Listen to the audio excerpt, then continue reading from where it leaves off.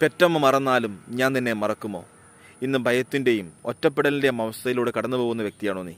എങ്കിൽ നിന്റെ ദൈവവും കർത്താവുമായ യേശുക്രിസ്തു പറയുന്നു, നീ ഭയപ്പെടേണ്ട, ഞാൻ നിന്നോട് കൂടെയുണ്ട്.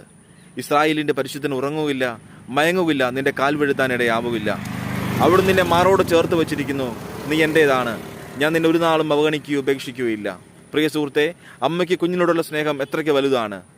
മാതൃസ്നേഹം പറഞ്ഞറിയിക്കാൻ പോലും ആവില്ല. എങ്കിലും യേശു പറയുന്നു, പെറ്റമ്മ മറന്നാലും ഞാൻ നിന്നെ മറക്കുമോ?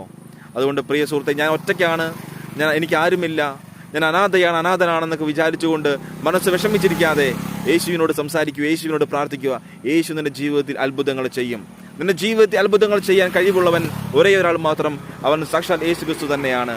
അവൻ ആകാശത്തെയും ഭൂമിയെയും സൃഷ്ടിച്ചവൻ, സകല ചരാചരങ്ങളെയും പരിപാലിക്കുന്നവനായ യേശുക്രിസ്തുവിന് നിന്റെ ജീവിതത്തിലെ ഈ ചെറിയ പ്രശ്നങ്ങളെ മാറ്റുവാൻ സാധിക്കും.